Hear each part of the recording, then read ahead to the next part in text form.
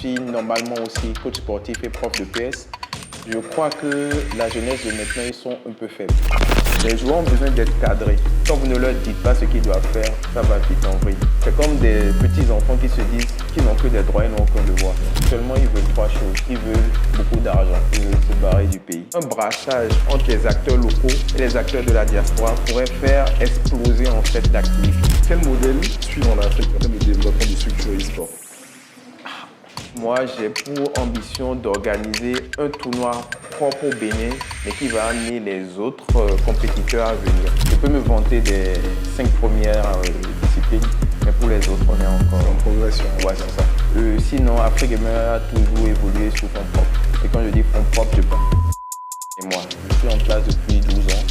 C'est à force de persévérance. La CDS organise des qualifications pour l'Afrique et je crois que le cash prize c'est $100 000.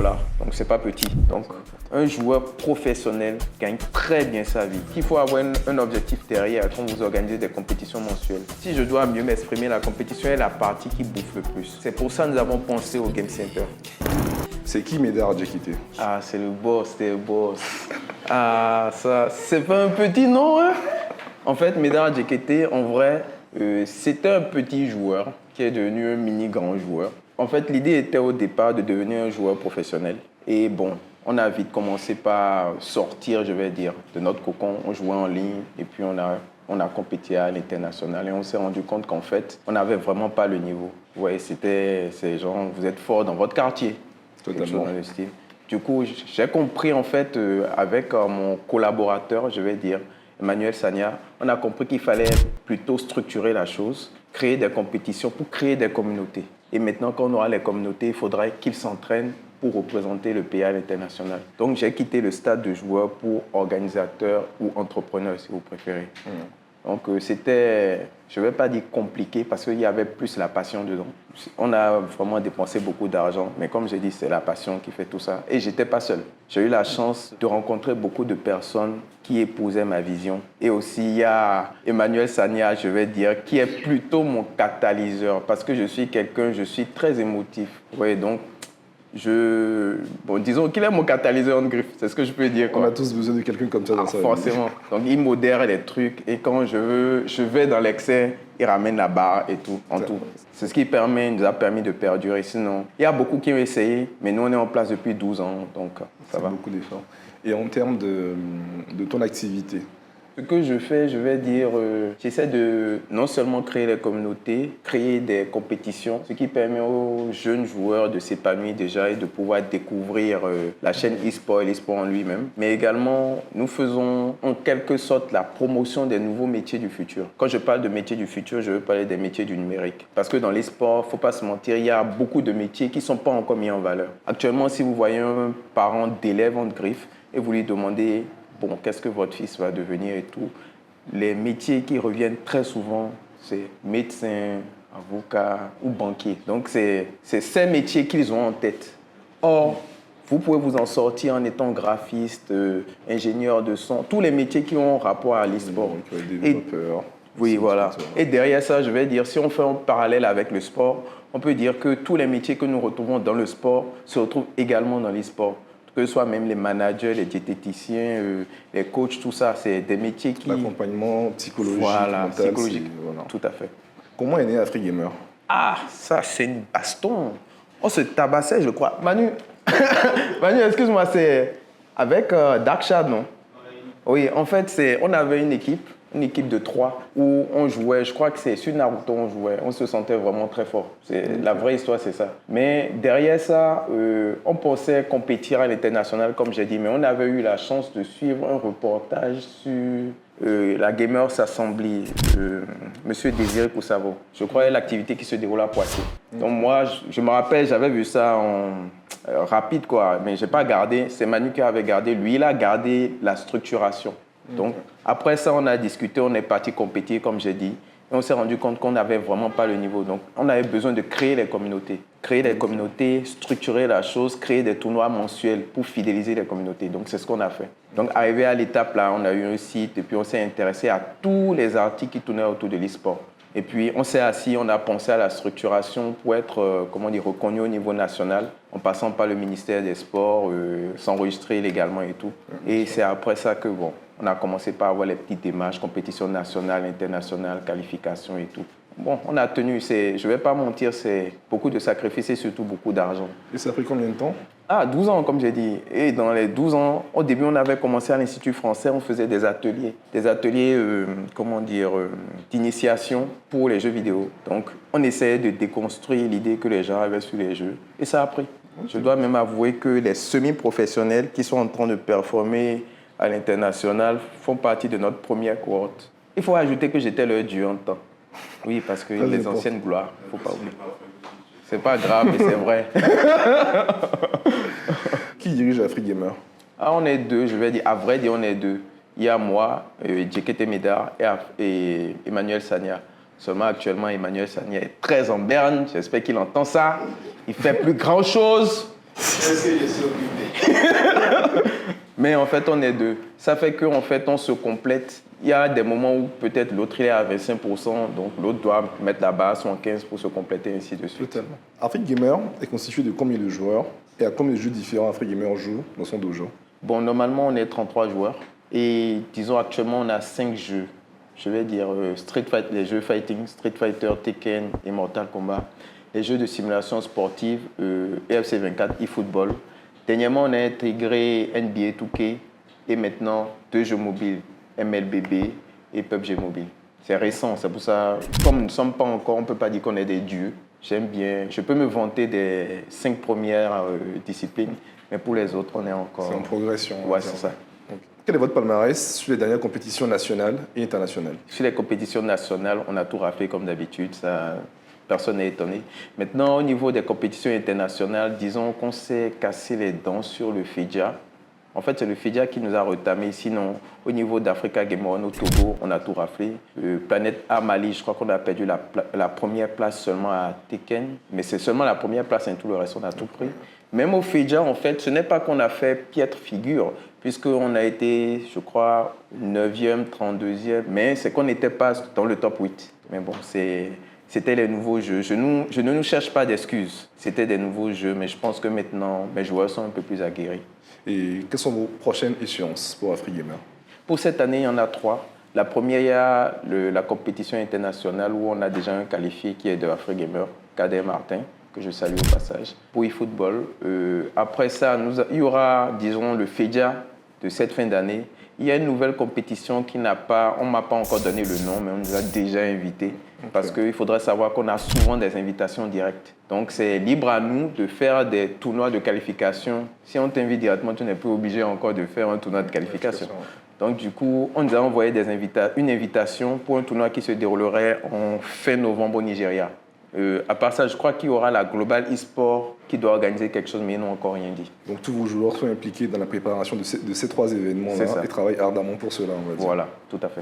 Okay. Qui sponsorise AfriGamer? Actuellement, nous pourrons dire que l'Institut français sponsorise nos mobilités. Sinon, AfriGamer a toujours évolué sous fonds propres. Et quand je dis fonds propres, je parle d'Emmanuel Sagna et moi. Actuellement, j'essaie de titiller mes joueurs pour qu'ils paient des cotisations, comment dire, volontaires. C'est volontaire, mais parce que c'est volontaire, ça ne sort pas. Aidez-moi à trouver une stratégie pour les forcer. Mais ce que je dois dire, en fait, AfriGamer tient non seulement à cause des cotisations que Emmanuel Sagna et moi nous faisons, mais aussi parce que chaque joueur, outre donner de l'argent, donne de sa personne. Quand je dis de sa personne, c'est non seulement son temps, ou une de ses qualités. Il y a certains qui sont parmi nous qui sont bons dans la communication, donc ils gèrent la partie communication de AfriGamer. D'autres qui ont même des idées et qui proposent, un peu comme Siska aussi qui est venu me proposer des idées pour les joueurs mobiles, Naomi pour la communication, les stratégies, Laura aussi pour la communication. Donc en fait, chaque joueur apporte son grain de sel. Je sais que dernièrement, pour le stream, j'avais besoin de matériaux. Et puis, il y a Roland qui nous a donné des idées pour les tables, le matériel de stream et tout. Donc, c'est vrai que les joueurs n'apportent pas forcément du financement, mais chacun apporte quelque chose, ce qu'il peut apporter. Et c'est ça qui fait que AfriGamer tient. C'est pas une personne, c'est pas 2 personnes, c'est un groupe.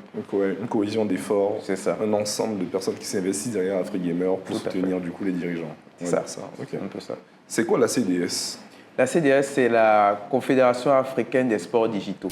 Donc, elle se veut de fédérer tout ce qui est association et fédération en Afrique afin de pouvoir porter notre voix plus haut pour qu'on puisse comprendre qu'en Afrique, beaucoup de choses se font dans le domaine de l'e-sport. La CDS a été créée en quelle année? C'est récent et quelles sont leurs activités?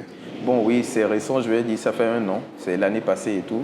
Actuellement, ils essaient de nous faire entrer au niveau du comité olympique parce que vous n'êtes pas sans savoir qu'il y a une discussion pour faire passer les sports au niveau olympique. Donc, ils essaient de faire ce genre de choses, mais aussi nous accorder des licences sur tous les jeux. Je sais que dernièrement, ils ont eu l'accord pour avoir les licences de MLBB, en tout cas beaucoup de jeux mobiles. Et nous allons bientôt commencer par faire des tournois mensuels dans le domaine, en tout cas dans cette activité. D'accord.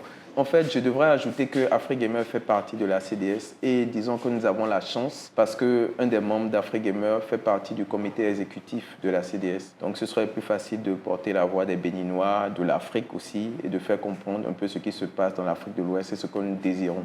Le membre, disons, c'est moi. Je suis un peu fier parce que c'était pas aisé, c'était pas facile. Mais bon, je suis là pour défendre l'intérêt du Bénin, donc ça va. C'est quoi l'IESF? L'IESF, c'est la Fédération internationale d'électronique sport. Et c'est eux qui chapeautent tout ce qui est e-sport dans le monde entier. Donc, c'est eux qui gèrent les compétitions internationales, mondiales de l'e-sport. Comment se positionne AfriGamer avec les autres structures d'e-sport dans la sous-région? Oui, heureusement, c'est une facilité que nous avons eue avec la CDS. Nous sommes en bon terme et en bon rapport avec toutes les structures associatives, régulières. Bon, quand on dit régulières, c'est en règle, qui sont dans la sous-région. Nous discutons et ça nous permet aussi de pouvoir avoir des interactions, histoire de faire des compétitions entre les membres de chaque communauté, je veux dire. Quelles sont les parties prenantes dans l'e-sport au Bénin et comment les engager? Je vais dire, nous avons les organisateurs de tournois, ils ne sont pas nombreux. Je peux citer Move, qui a essayé l'année passée de faire le Move Gaming, qui était une très belle initiative, mais bon, vous savez, tout ça, ça demande beaucoup d'argent, beaucoup de structuration et beaucoup d'expertise, je vais dire. C'est pas simple. Je les félicite déjà pour ça et je suis content que l'idée ait pu naître. J'espère qu'il y aura un autre Move Gaming. Il y a la partie des entraîneurs, bon, des communautés, je vais dire, parce que les communautés se forment, ils s'entraînent, ils sont engagés et tout. À part ça, je peux dire les investisseurs, ils ne sont pas nombreux. Il y a encore un gros travail à faire dessus parce que les investisseurs n'y croient pas trop. Ils se disent que l'e-sport est plus une activité dans laquelle il faut juste dépenser. Ils ne voient pas le monde que ça draine. Ils ne voient pas la jeunesse que ça éduque. Parce que je vais dire, l'e-sport, ce n'est pas juste des compétitions de jeux vidéo. C'est aussi un nid pour cultiver beaucoup de valeurs. Et quand je parle de valeurs, je veux parler de travail d'équipe, je veux parler de concentration, gestion du stress, même la politesse. L'acharnement. L'acharnement, la persévérance, c'est très important. C'est exactement ça, la persévérance. Très et surtout même l'esprit d'équipe, de cohésion, de patience, d'entraide. C'est ça, c'est beaucoup de valeurs qu'au final l'e-sport met en avant et qu'il est important. Je pense faire ressortir. Exactement. Et même en termes de, tu me diras ce que tu en penses, en termes de perspective d'évolution dans la vie. L'e-sport offre des opportunités. Ce qui se passe en Europe, on le voit, l'industrie de l'e-sport touche des sommets qui n'ont jamais été atteints. Et ça génère énormément d'argent. Donc, qu'est-ce que tu en penses? C'est peut-être un axe de développement professionnel et qui pourrait amener, c'est ce qui concerne tous les parents, savoir que son enfant peut réussir. L'e-sport est peut-être une porte qui s'ouvre aujourd'hui à l'ère du numérique. Je ne dirais même pas que ça pourrait être, je dirais que c'est une porte. Parce que moi qui suis ici, comme je vous ai dit, je suis en place depuis 12 ans. C'est à force de persévérance. Et puis l'e-sport développe, je vais dire, au niveau de chaque joueur, beaucoup de qualités. J'ai beaucoup d'amis, je ne pourrais pas citer les noms parce que je n'ai pas le droit, je ne sais pas s'ils seront d'accord, mais j'ai beaucoup d'amis qui sont devenus ce qu'ils sont aujourd'hui à cause de la persévérance du jeu vidéo. Parce que vous voyez, le jeu vidéo, en fait, ça t'amène à ne pas abandonner. Et si je dois parler en termes d'otaku, de mangaka, c'est la volonté du feu de Naruto, vous voyez, c'est un truc dans le style, ça te donne envie de continuer, de persévérer, tu tombes, tu sais que tu dois te lever, avancer. Et je dois avouer que pour moi, pour ma petite expérience, parce que je suis normalement aussi coach sportif et prof de PS, je crois que la jeunesse de maintenant, ils sont un peu faibles. Je pense, je ne sais pas pourquoi, mais ils n'ont pas le mental qu'il faut. Ils abandonnent vite, ils dépriment très vite. Et ils aiment beaucoup avoir des maladies bizarres. Donc, vous voyez un petit jeune de 13 ans qui a des problèmes de cœur, qui a du rhumatisme. Moi, je crois que c'était les vieux qui avaient ça. Mais bon, c'est... En tout cas, c'est pour dire, en fait, je pense que l'e-sport, quand c'est bien cadré, non seulement ça te permet de développer beaucoup de valeurs, d'évoluer dans la société, mais avoir un très bon mindset dans le niveau professionnel. Oui, pour engager des investisseurs. En fait, c'est qu'il faut avoir une très bonne stratégie. Et vous allez beaucoup m'excuser, mais moi, je ne vais pas dévoiler ma stratégie, sinon je perdrai un peu mon intérêt. L'intérêt stratégique, on ne le perd pas, on le conserve. Bien sûr. Voilà. Donc, en fait, pour les investisseurs, c'est une stratégie qu'il faut avoir. Il ne faudrait pas juste venir les voir, dire, vous voulez organiser un tournoi, vous avez besoin de telle somme. Il faut se dire, bon, moi, je gagne quoi? Lui, il gagne quoi surtout? Parce que c'est en fonction de ce que lui gagne que vous devez vous positionner. Totalement. C'est un peu ça. Ça doit être un partenariat gagnant-gagnant. C'est un peu ça que tout le monde ne comprend pas. C'est pour ça que ça traîne un peu. Les joueurs gagnent-ils bien leur vie dans l'e-sport? Ouais, je dirais oui, mais au niveau professionnel. Parce que nous devons, par exemple, en août prochain, la CDS organise des qualifications pour l'Afrique et je crois que le cash prize c'est $100 000. C'est pas petit. Et je crois que la Global eSport, je crois que c'est en Arabie Saoudite, ils ont annoncé que le cash prize serait de $60 millions. Et quand je dis 60 millions, c'est pas un seul jeu, je crois que c'est une dizaine de jeux. Néanmoins, par jeu, c'est assez conséquent. Donc, un joueur professionnel gagne très bien sa vie. Et je dis toujours, on n'est pas encore professionnel au Bénin, parce qu'il y a certains qui sont professionnels, tels que HSN, je crois, oui, c'est bien ça. Donc, au Bénin, il n'y a pas encore de professionnels, il n'y a que des semi-professionnels, mais on est sur la voie pour structurer afin d'atteindre ce niveau. C'est un peu ça l'objectif. Okay. Les cash prizes, est-ce qu'ils sont assez élevés, ils sont intéressants? Est-ce qu'il y a un risque sur la flambée des cash prizes et la nécessité de les contrôler pour éviter que les compétitions atteignent des cash prizes démesurés et qui ne soient pas favorables au développement progressif, essentiel et profond de l'e-sport au Bénin? En fait, les cash prizes doivent être contrôlés, c'est obligatoire. Parce qu'on a l'habitude de voir les mini-grandes compétitions. Je dis mini parce qu'il y a plus grand. Les mini-grandes compétitions avec des cash prizes de 3 millions. Nous aussi, on l'a fait. On l'a fait en 2022 avec l'IAGC. Un cash prize de 3 millions qui était reparti sur le top 8. Et c'était vraiment très intéressant. Tout le monde a apprécié. Parce que quand tu gagnes beaucoup d'argent, c'est un peu ça. Ouais, c'est important. Oui, très important. Move aussi a fait un cash prize de 3,5 millions, quelque chose comme ça. Donc, quand c'est des compétitions, je vais dire, assez grandes, il faut que le cash prize aille au moins à 500 000 minimum.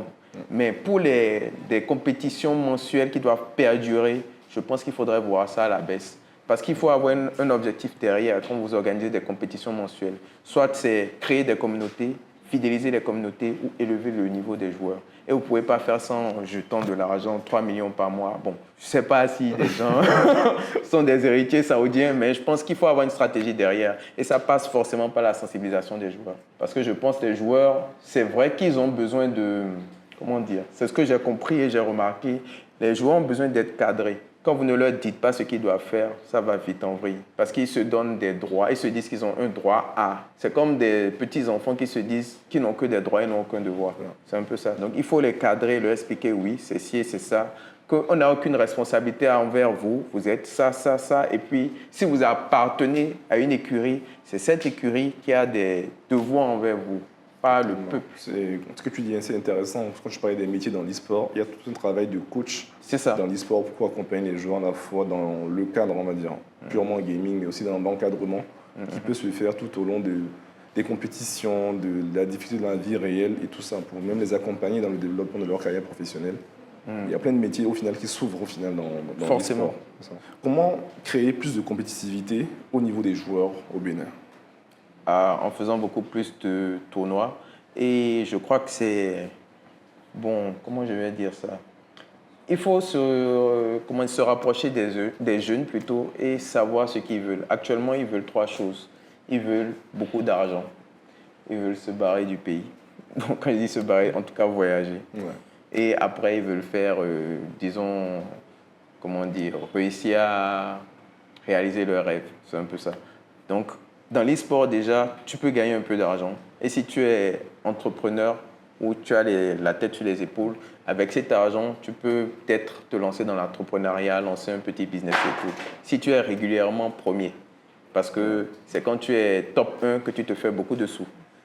Maintenant, à part ça, il y a des voyages, parce que des compétitions se font à l'international et ce n'est pas toujours dans un seul pays. Ouais. Et je suppose que tu es un jeune joueur et tu as la chance d'être qualifié pour une compétition qui se déroule en France.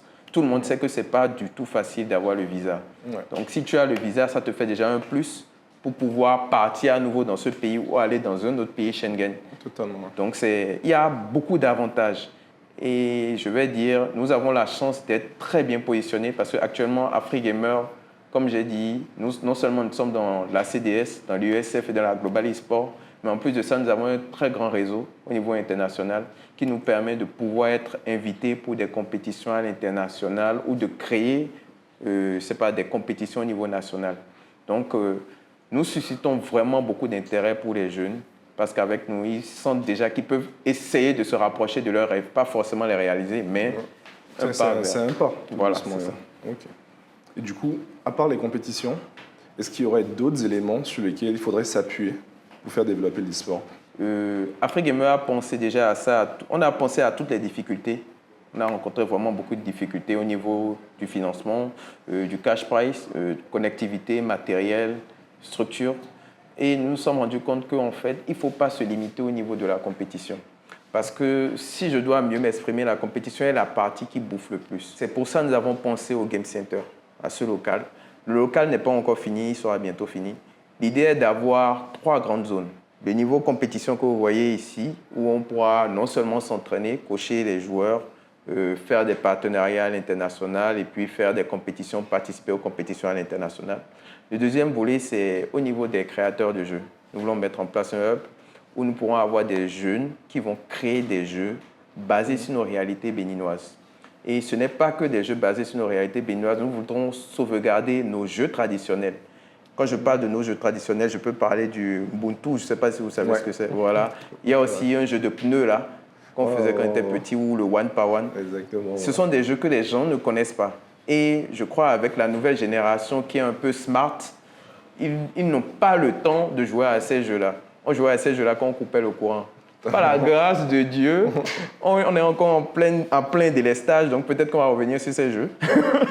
Mais l'idée, en fait, c'est de créer des jeux comme ça pour avoir une bibliothèque numérique et pouvoir exporter nos traditions à l'international. Par là, au moins, on pourrait vendre des jeux, mais vendre aussi notre culture. Ouais. Ça, c'est le deuxième, comment on dit? Axe. Oui, le deuxième axe. Maintenant, le troisième, c'est au niveau du streaming. On a mis en place un studio. Ça va non seulement de pair avec les compétitions, mais derrière, nous voulons animer des émissions où nous allons déconstruire les idées arrêtées que les gens ont sur l'e-sport. Nous allons parler de tous les métiers qui ont affaire à l'e-sport et tout. Nous allons parler de la bonne pratique et pouvoir amener les parents à eux-mêmes envoyer les enfants dans ce domaine d'activité. Quel est le rôle de la diaspora dans le développement de l'e-sport au Bénin? Ah, c'est vrai, on va poser la question là. Hein. En fait, la diaspora peut jouer, ou bien devrait jouer un très grand rôle. Dans quel sens? Eux, ils sont plus en contact avec l'activité développée, avec des acteurs du domaine à l'international. Donc, je vais dire, un brassage ou une fusion entre les acteurs locaux et les acteurs de la diaspora pourrait faire exploser en fait l'activité. Tout est une question de stratégie. Parce que si des deux côtés, nous faisons fusionner nos idées, bon, je dis ça vulgairement, mais si nous avons une bonne stratégie, une feuille de route que nous suivons, je pense que ça va vite aller. Donc, c'est très important et c'est aussi intéressant de voir que les gens de la diaspora n'ont pas oublié leurs racines. Ça, c'est quelque chose qu'il faut noter. Comment dénicher de nouveaux talents dans l'e-sport, que ce soit au Bénin ou parmi les jeunes de la diaspora?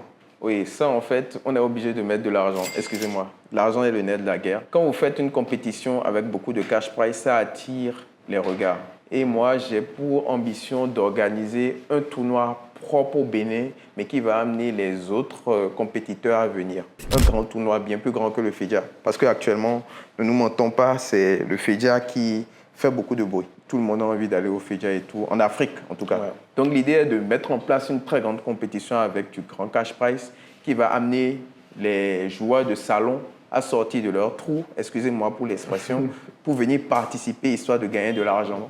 Et c'est pareil au niveau international. S'il y a une compétition, on fait bon, il y a tel type de cash prize, je pense que tout le monde va sortir. C'est le cash prize qui fait sortir les gens. Et peut-être aussi un peu de la communication, parce que beaucoup de personnes sont chez eux, ne savent même pas qu'il y a beaucoup d'activités autour de l'e-sport au Bénin, des teams organisés, des teams structurés qui proposent un accompagnement. Et peut-être qu'ils ont un niveau peut-être élevé. Ouais, Et tout à le fait. fait de pouvoir avoir une forte communication, que ce soit sur les médias sociaux béninois, dans les affiches, à travers toute la communication et tout le tabac que l'activité Afrigamer va faire, Ouais. ça sera autant de moyens, je pense, qui vont permettre aux jeux de se rendre compte qu'il y a un univers où peut-être ils sont forts, ou ils n'ont peut-être pas le niveau, et venir sortir de leur tanière, Oui. venir découvrir un monde et faire progresser l'e-sport béninois, parce que c'est quand même une activité qui représente avant tout le Bénin, on va dire. Forcément. C'est l'image du Bénin qui est mise devant à travers l'e-sport et pas que...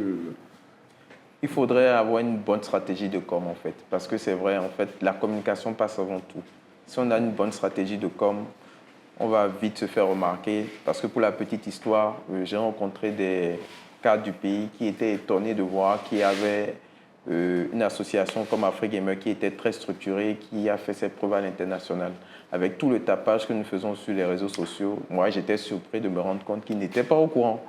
Donc, je crois que le président eSport m'a fait comprendre que c'est peut-être ma stratégie de com envers ce genre de personnes qui n'est pas bonne.